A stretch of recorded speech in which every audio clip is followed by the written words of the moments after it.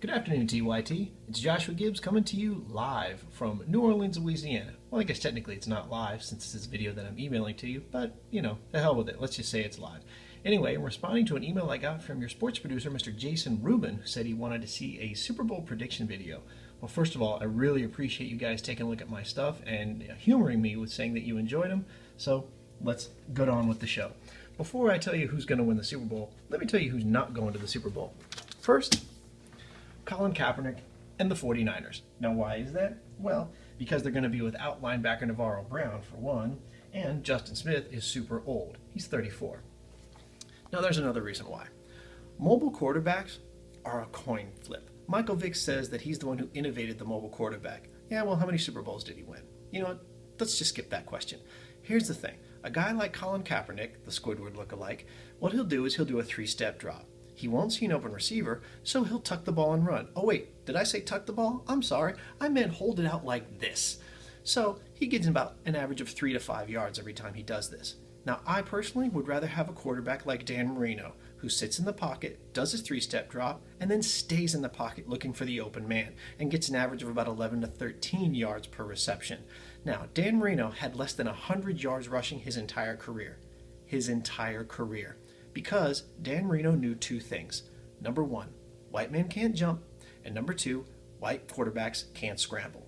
So when he saw 350-pound black men bearing down on him, ready to turn his bones into dust, he either threw the ball away or somehow connected to a receiver. That's why he's one of the greatest of all time.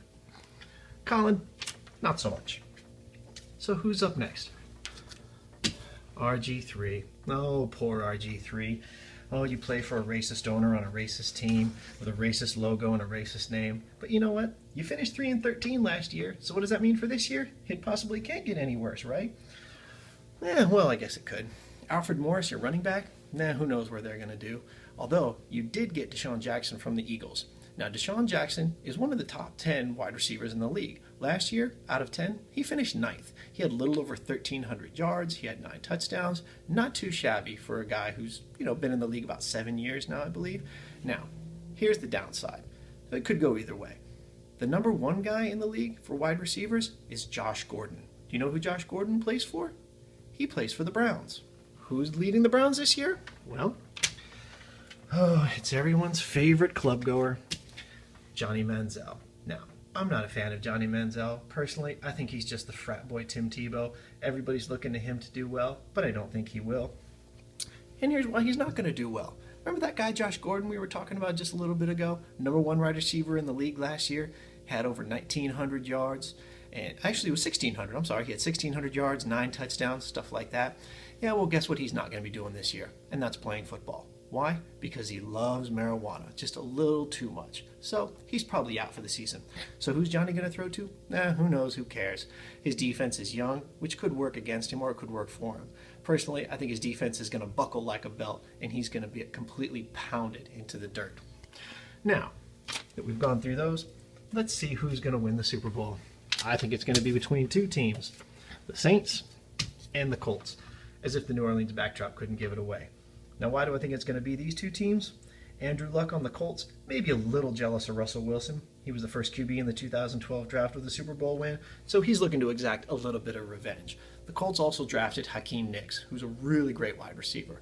So Andrew Luck is one of those fundamental quarterbacks. He's not a scrambler. As goofy as he may look in the face, he's certainly not as bad as Eli, that mouth-breathing dummy. So I would definitely trust Andrew Luck to throw the ball a lot more than I would Eli. And then it comes to the Saints. Now, don't get me wrong, I am not a Saints fan, but I have never lived in the city that loves its professional football team more than New Orleans does. These people are die-hard Saints. I'm talking black and gold is bled all over Bourbon Street, and you can't bet against Drew Brees and Sean Payton. They are a lethal combination. Chalk that up to the Saints also added Champ Bailey to their squad this year. And who knows? Once Rob Ryan's defense catches up to that high-powered offense, who knows what they're going to do? And I'd love to see a rematch of the Saints and Seahawks that we had last year. Seahawks came out of it, and they ended up winning the Super Bowl last year. Don't think that's going to be the case this year. I think the Saints are going to take it, and the Saints are going to be the year 2014/2015 Super Bowl champs. All right, you guys. Hope you enjoyed it. Bye-bye.